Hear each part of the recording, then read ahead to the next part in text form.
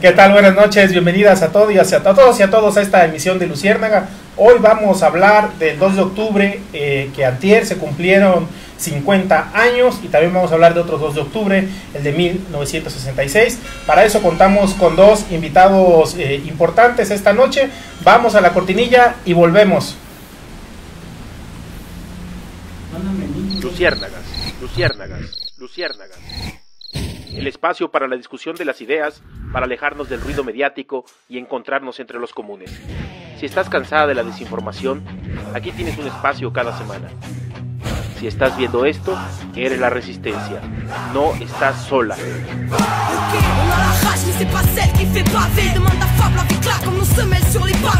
La rage de voir nos putains de travées, de vivre en travers, la rage cravée, puis bien loin en arrière, la rage d'avoir grandi trop vite, quand des adultes volent ton enfance, pas imagine un mur et un poli de la rage, car impossible et cette paix t'en voulu la rage de voir autant de CRS armés dans nos rues. Ya estamos de vuelta y como estamos viendo, tenemos dos invitados esta noche. Tenemos del lado izquierdo al maestro Nava, ya un habitual. Gracias, maestro. Gracias, buenas noches, gracias por la invitación. Gracias a usted siempre por venir. Y a Pedro. Pedro, buenas noches. Buenas noches, Mo. Y me gustaría comenzar esta emisión de Luciérnagas hablando del contexto internacional. ¿Qué mundo había en 1968 que inspira o que mueve a esta generación a un movimiento estudiantil de la envergadura del 68, maestro?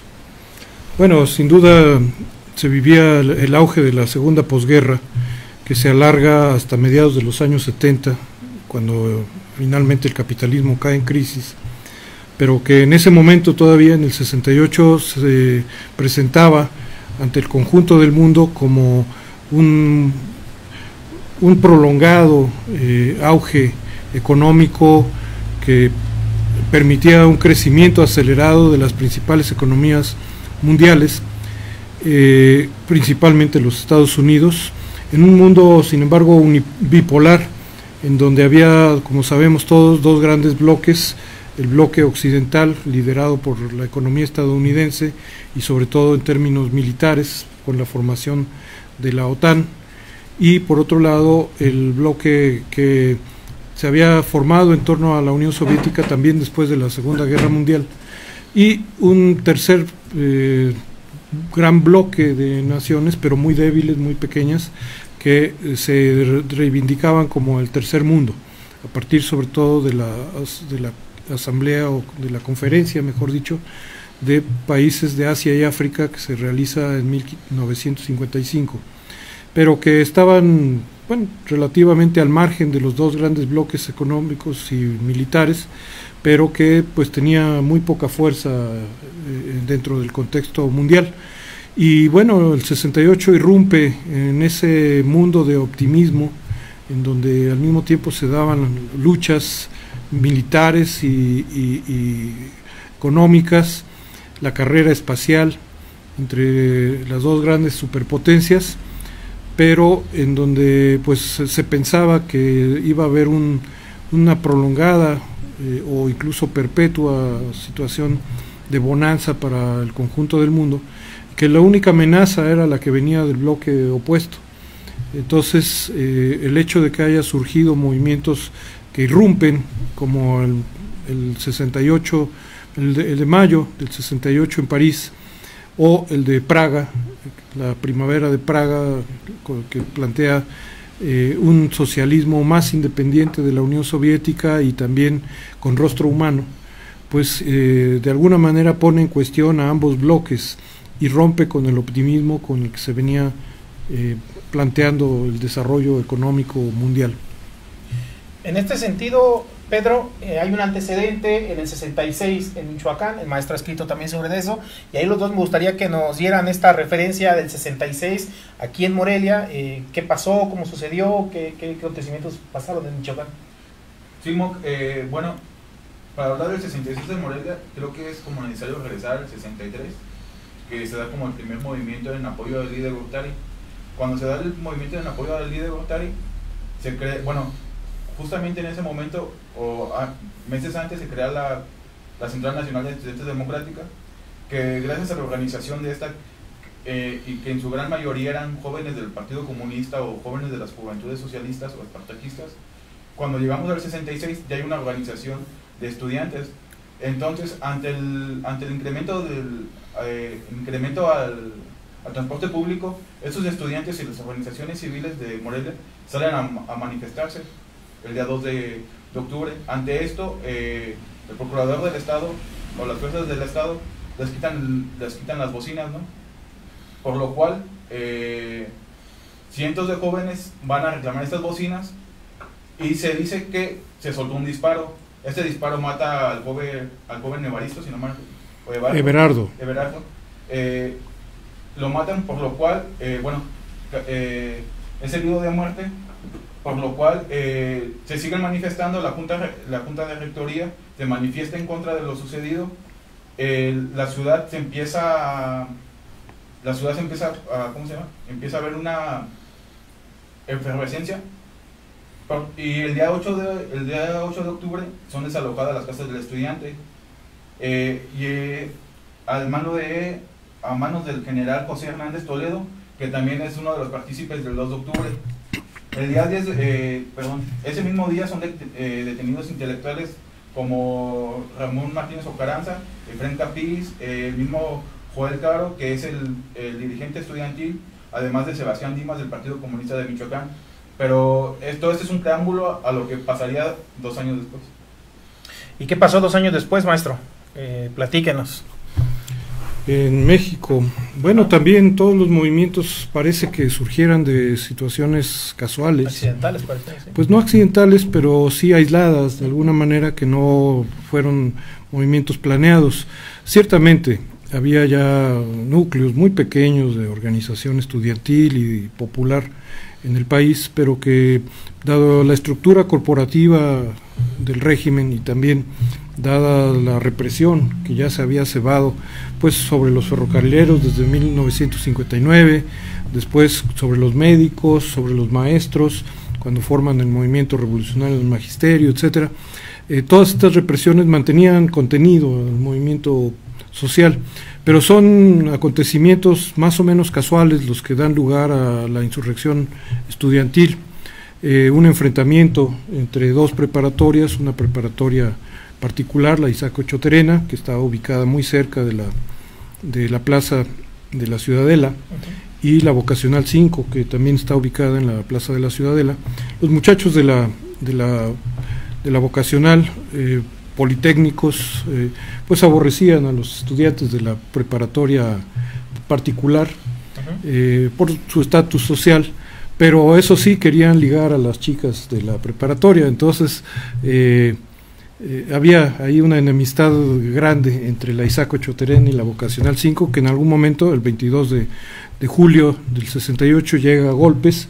Este enfrentamiento, esta riña, pues es disuelta por la policía con exceso de brutalidad, pero no queda ahí, sino que al día siguiente, cuando ya los alumnos han vuelto a las aulas y están en clases, el cuerpo de granaderos vuelve a entrar a la Vocacional 5 a hacer detenciones y a reprimir a los estudiantes, lo cual sí propicia una respuesta más drástica por parte de los estudiantes, sobre todo de las vocacionales y luego del Politécnico en general, que comienzan a organizar una protesta para el día 26. Y esta coincide con otra movilización en la que participaba el Partido Comunista por conmemorar la Revolución Cubana, el asalto al cuartel Moncada. Y sin embargo, bueno, nuevamente salen los granaderos a la calle y pues de manera indiscriminada reprimen a los estudiantes del Politécnico y también a la manifestación procubana. Entonces, pues va increciendo, va aumentando el tono de la represión, y esto lleva a que también muy rápido la UNAM se sume a través de sus estudiantes a la movilización. Hay a 50 años de distancia no se logra explicar, el ascenso del movimiento y después la brutalidad de la represión que se da en el 68, sin números claros de los muertos que hubo ahí, que no se va a saber nunca. Pero ¿cómo se da este ascenso político? ¿Cómo pasa de este evento, como usted dice, pareciera casual, accidental, y se da un ascenso político a un pliego petitorio que exige la eliminación del cuerpo de granaderos y una serie de cosas? Bueno, porque en realidad la represión ya era estructural en el país y no se limitaba solo al cuerpo de granaderos, que ya era un cuerpo especializado en la represión y en contener movilizaciones sociales, sino que con facilidad la Presidencia de la República y la Secretaría de la Defensa sacaban a las tropas también a las calles a reprimir. De hecho ya había fuertes antecedentes, quizás la oleada represiva había iniciado en la ciudad de León el 2 de enero de 1946, cuando un grupo perteneciente a la Unión Nacional Sinarquista reclamaba un fraude electoral en las elecciones municipales de Guanajuato, y se plantan en la plaza de León, y sale el ejército a reprimir. Unos años después es también el ejército el que asesina al dirigente campesino Rubén Jaramillo en el estado de Morelos, y también ocupan el ejército instalaciones hospitalarias durante el movimiento médico, de tal manera que ya había una serie de antecedentes de uso del ejército para reprimir los movimientos, y con muertes además, ¿no? Como en el caso de León o de Rubén Jaramillo. Se requisaban también, ya se había usado el ejército para requisar los ferrocarriles en el 59, antes del asesinato de Jaramillo, de tal manera que era habitual para los presidentes de la época, en su momento Adolfo López Mateos y luego Gustavo Díaz Ordaz. Además, Díaz Ordaz era el secretario de Gobernación de López Mateos. Era habitual sacar al ejército o a las tropas a reprimir los movimientos sociales. Y esto se repite cuando va creciendo el movimiento estudiantil, se echa mano una vez más del ejército en las manifestaciones que se daban en el centro de la ciudad. Los estudiantes en represalia contra esta represión queman algunas unidades de autobuses y luego se refugian en el colegio de San Ildefonso, que era la preparatoria de la UNAM. Y cuando cierran el portón para evitar que entre la policía y el ejército, el portón es derribado con una bazuca.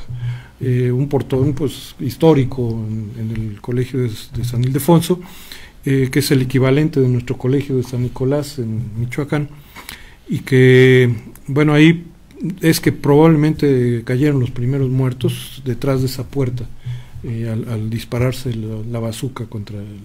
Y bueno, a partir de eso, entonces ya se coordina el movimiento, se estructura y se forma el Consejo Nacional de Huelga, con 2 representantes de cada una de las dependencias de la UNAM y del Politécnico. Se suma la Escuela Nacional de Agricultura de Chapingo y luego la Normal Superior, y también incluso una universidad privada como la Iberoamericana también se declara en paro.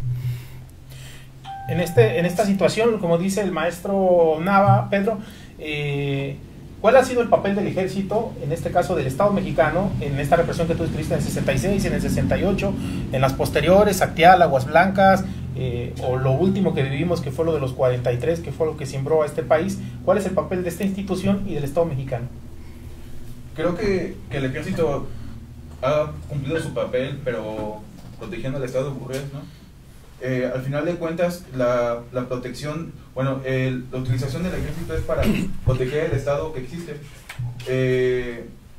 Creemos, por ejemplo, que en el 68, si realmente se hiciera un verdadero acto de memoria, este acto de memoria traería justicia, y esta justicia no solamente nos serviría para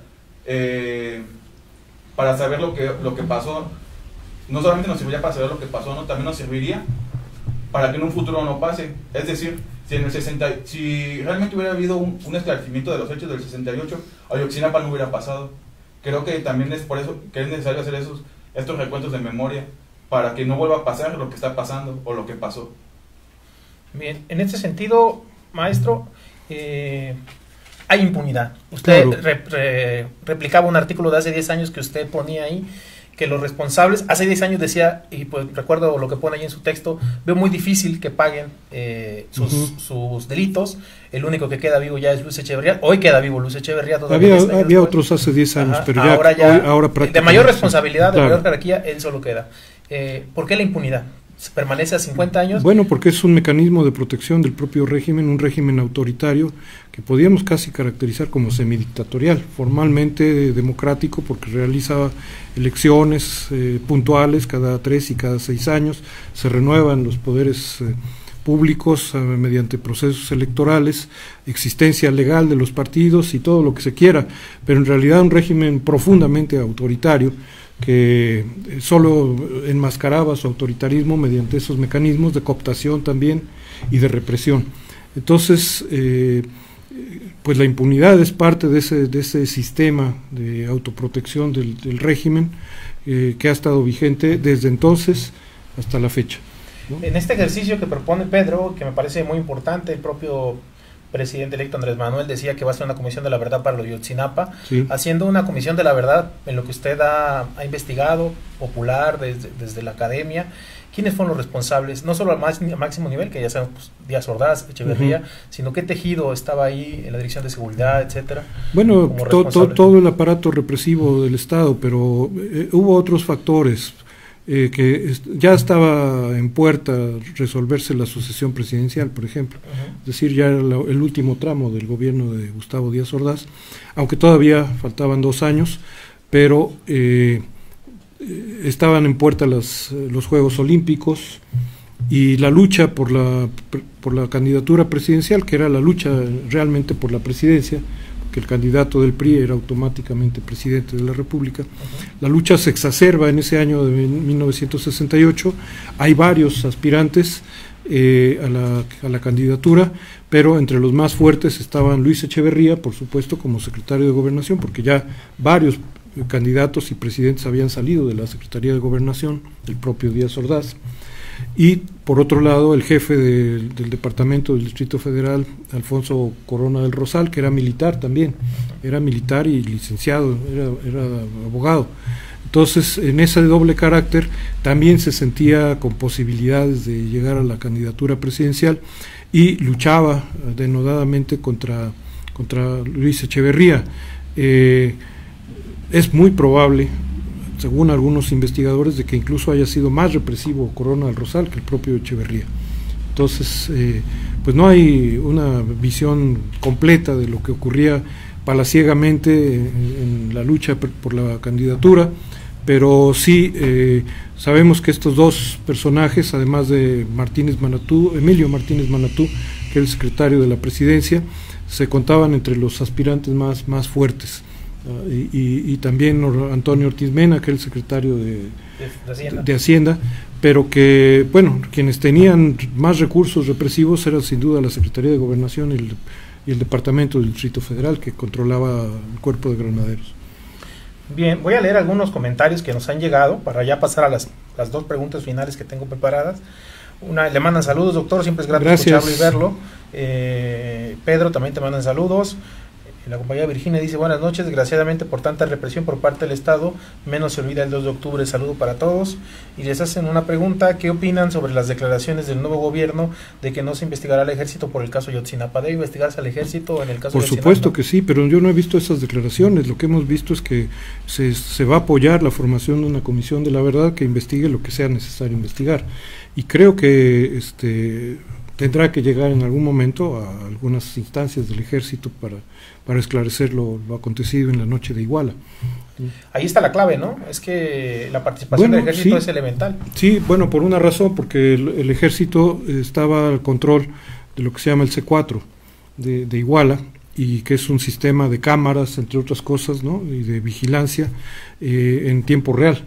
Entonces, ese C4 registró todos los hechos de principio a fin, desde la llegada de los estudiantes de Ayotzinapa a Iguala, y la matanza, la balacera, todo lo que ocurrió en las calles de Iguala fue registrado por el C4, y eso se ha mantenido casi en su totalidad en secreto, y es el ejército el responsable de custodiar esa información. Pero además el cuartel de la 27º Batallón pues estaba ahí muy cerca y no actuaron, aunque sí un oficial del ejército salió del cuartel a verificar la situación y a tomar fotografías, etcétera. De tal manera que sí hay información en manos del ejército de qué pasó esa noche del 26 de septiembre de 2014.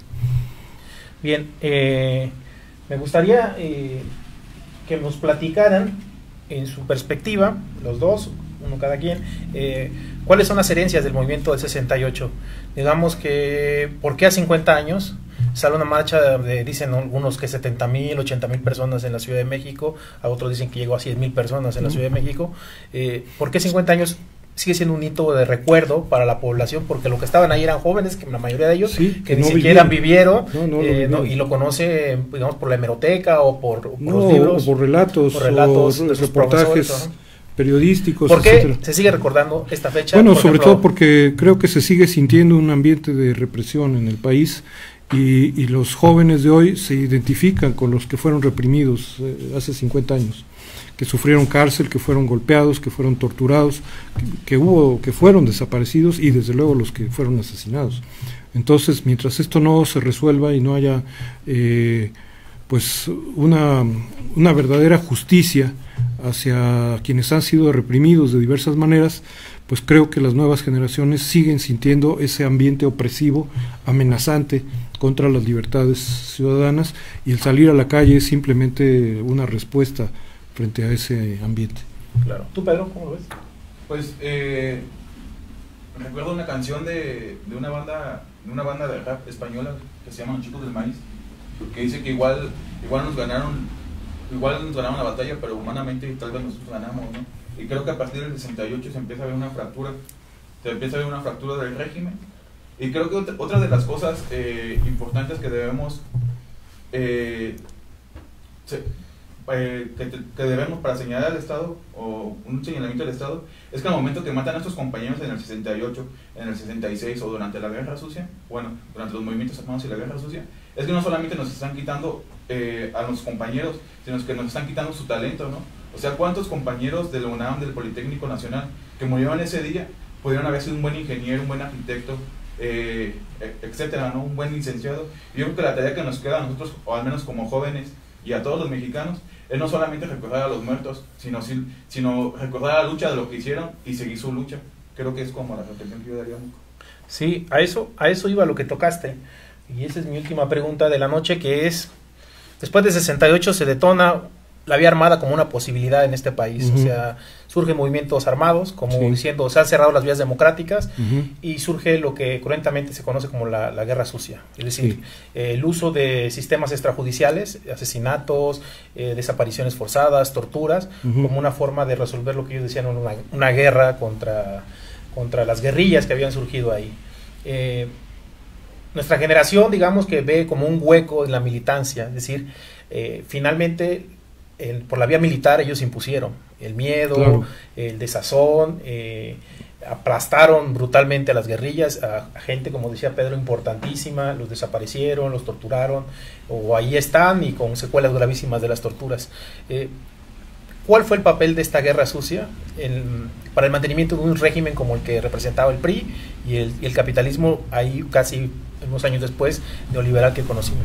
Bueno, pues es la continuación de ese mismo autoritarismo al que ya nos hemos referido, en una escala pues que se equiparaba, podríamos decir, con las dictaduras de América del Sur en algunos aspectos, y usando los mismos métodos de desaparición, secuestro, tortura, asesinatos. Se forma un cuerpo especial, la Brigada Blanca, especializado para estos fines de Estado, de tal manera que la guerra sucia es un crimen de Estado, o es una serie de crímenes de Estado que se da en ese contexto en el que algunos jóvenes sí apostaban a la vía armada, pues por el ejemplo de la guerrilla cubana, porque no leyeron bien, no hicieron una buena interpretación de la derrota del Che en Bolivia, y no fue solo en México, sino en muchos países de América Latina. El ejemplo del Che, a pesar de ser una derrota, cundió, y muchos quisieron seguir este ejemplo y pensando que todas las guerrillas podían triunfar, como en el caso cubano. Claro, esto no estaba dado así. Algunas triunfaron, otras no. Pues solo en Centroamérica, la nicaragüense, ¿no? Fue la única, pero muchos años después, bueno, en el 79, 11 años después de nuestro 68, y bueno, no en todos los países había estas condiciones, porque la propia Cuba había exportado su revolución armada a Brasil, a Perú, desde luego a Bolivia con el Che, África, a Venezuela, etcétera, distintos países de América Latina y la propia Nicaragua y El Salvador, que también recibieron apoyo cubano en su momento. Pero bueno, con apoyo cubano o sin él, muchos jóvenes se lanzaron a la lucha armada y bueno, sufrieron este tipo de represiones, que además ya contaba con la asesoría de los cuerpos de seguridad de los Estados Unidos, ¿no? Claro. La Agencia Central de Inteligencia y otros que ya se estaban especializando en tácticas contraguerrilleras. Tú, Pedro, ¿cómo la ves? El tema de la guerra sucia. Pues, prácticamente será como repetir un poco lo que dijo el profe Nava. Creo que la guerra sucia es, lo que pasa en México es la repetición de lo que pasa en las dictaduras, ¿no? De las dictaduras de América Latina. Así como dijo el profe Nava, hay una mala lectura de lo que pasa en el 67 con el Che Guevara, aunque también es como necesario decir que muchas de las guerrillas de América Latina son antes del 67, pues. Son la venezolana, la parte de los tupamaros, parte de los argentinos y de los uruguayos son antes del 67, la misma colombiana es antes del 67. Sí. Pero aún así, los jóvenes tienen como esa apertura, bueno, tienen esa idealización de que sí se puede hacer el cambio, porque los cubanos lo hicieron y entonces creemos que todos lo podrían, o se creía que todos lo podrían realizar. Se me fue de la mente. Sí, aprovecho ahí tu pausa para leerte una pregunta que nos hacen, a ver qué piensas tú. ¿Qué opinan sobre la institucionalización del 2 de octubre como el hecho de que se haya escrito con letras de oro en los muros del Congreso? ¿Qué les parece a usted? Pues es como siento que es como una compra que está haciendo el nuevo gobierno encabezado por Andrés Manuel. Se están como subiendo muchas luchas del pasado a los hombros que realmente no son suyas, ni siquiera vienen de ahí. Creo que esta idea de institucionalizar las luchas pasadas ya también es viejo, ¿no? Es como meter al Estado cosas que no son del Estado. Por ejemplo, hace poco fue a un foro sobre el levantamiento del cuartel Madera. Y en Chihuahua igualmente no quieren poner el nombre de los 13 guerrilleros caídos de Madera en el Congreso como apertura a la democracia, pero realmente la apertura de la democracia no se dio a partir de ese momento. Entonces, como no sé, como subirse luchas que no son suyas. ¿Usted, maestro, qué le parece? Pues yo creo que sí es un reconocimiento histórico a lo que fue un episodio trágico para nuestra historia, y que pues de alguna manera sí se quiere establecer un cambio, al menos ideológico, en el terreno del imaginario social, con este tipo de reivindicaciones. La propia UNAM ha hecho actividades muy importantes en torno a este cincuentenario del 68, y no me parece mal en sí que se mantenga la memoria de quienes, bueno, porque también los héroes de la independencia pues no pertenecieron a este régimen, los héroes de la revolución tampoco, los de la reforma, etcétera, y todos están escritos en letras de oro en nuestros congresos, tanto en la Cámara de Diputados Federal como en congresos estatales.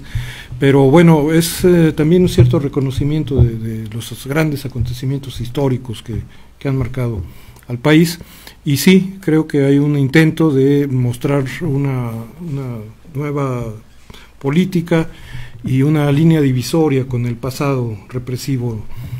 Vamos a ver si se cumple, ¿no? Esperamos que sí, que ya no haya nuevas represiones que frenen el movimiento social, el movimiento político opositor. Y que se acabe la impunidad del ejército. Claro, eso pasa, bueno, no solo del ejército, sino de todos los que han participado en acciones represivas. Claro, lo último mensaje, interesante el programa, felicidades, siempre cada uno que presentan aportan temas de gran interés, entonces los felicitan a los dos. Muchas gracias. Un mensaje final a 50 años del 68. Bueno, que recordamos sobre todo las fechas trágicas como el 2 de octubre, pero creo que tiene que verse en su integralidad el movimiento estudiantil de 1968, que no es solo tragedia, es un despertar de la juventud, es un despertar a nuevos tiempos que toma por sorpresa al propio régimen, como a nivel internacional lo había tomado también el levantamiento de París o el de Praga, o la lucha contra la guerra de Vietnam en los Estados Unidos, que se focaliza también en las universidades, y que aporta grandes experiencias de lucha social, de lucha popular en México y en otros países. No solo las guerrillas fueron una derivación del 68, también la lucha democrática, claro, por distintas vías. Se intentó formar nuevos partidos, como el Partido Mexicano de los Trabajadores. El Partido Comunista fue legalizado poco tiempo después. Bueno, no tan poco tiempo, pero como resultado de alguna manera de lo que había salido de las guerras, de las guerrillas y todo esto. En fin, hubo algunos avances, pero creo que el mayor avance fue cultural. O sea, el 68 es un parteaguas en términos culturales, en términos de las visiones más tradicionalistas que existían en la sociedad mexicana, que siguen existiendo, no han desaparecido, pero que se van desgastando paulatinamente y sobre todo de manera muy acelerada a partir de 1968. No era solo la represión estatal, podemos decir, sino que la propia familia, las escuelas, las universidades eran ámbitos de represión. Y esto se va volviendo un poco más laxo después de 68, se va cobrando más conciencia de los derechos humanos, de los derechos sociales. Hay movimientos nuevos que surgen, que quizás no aparezcan como directamente vinculados con la lucha estudiantil, pero sí tienen vínculos, como es el movimiento feminista, la reivindicación antipatriarcal de las mujeres, o como la lucha de los ecologistas. También hay una nueva conciencia de la relación entre la sociedad y la naturaleza. En fin, la lucha por los derechos humanos en primer lugar. Hay un avance cultural, creo, que si no abarca toda la sociedad, sí poco a poco va ganando espacio, y que me parece es el legado más importante de 1968, visto en el mediano y largo plazo. Gracias, maestro, por haber venido esta noche. Pedro. Sí, claro, un poquito añadiendo lo que dice el maestro, ¿no? Hay una victoria cultural muy, muy importante. Los jóvenes empiezan a destapar, empiezan a ver estos jóvenes ya tatuados con el pelo blanco, ¿no? El famoso festival de Avándaro. También es necesario como decir que el movimiento estudiantil del 68 no se acaba el 2 de octubre. El 2 de octubre simplemente, o sea, no simplemente fue, pero fue la matanza, pero después de la matanza todavía siguen los muchachos en las aulas. El 2 de noviembre hay una reivindicación a los caídos en la plaza de Tlatelolco. Luego tenemos el 71 y todo lo que pasó. Y después del 71, del 68, hay muchos muchachos que quedan inconformes y no solamente se van a las guerrillas, ¿no? Hay unos que se van al movimiento social, otros al movimiento popular, a los movimientos obreros, campesinos. Se empiezan a fundar las colonias populares en varias partes del país a partir de estos jóvenes.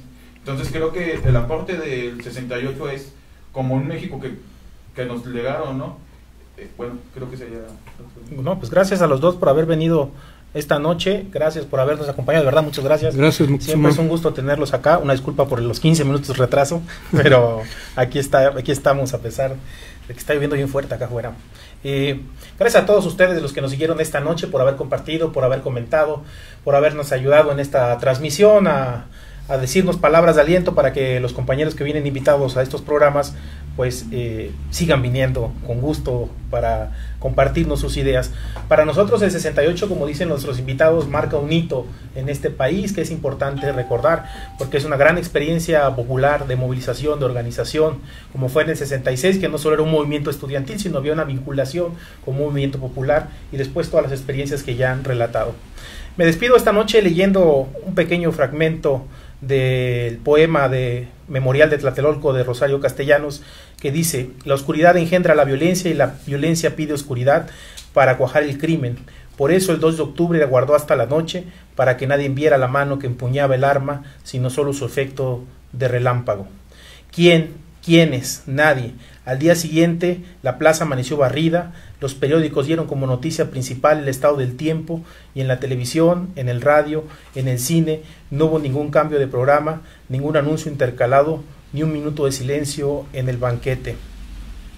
No busques lo que no hay huellas, cadáveres, todo lo que se ha dado como ofrecida a una diosa, la devoradora de excrementos. No hurgues en los archivos, pues nada consta en actas, mas he aquí que tocó una llaga, es mi memoria, duele y luego es verdad, sangre con sangre, y si la llamo mía, traiciono a todos. Recordamos, Esta es nuestra manera de ayudar a que amanezca sobre tantas conciencias mancilladas, sobre el texto iracundo, sobre una reja abierta, sobre el rostro amparado tras la máscara. Recordamos hasta que la justicia se siente entre nosotros.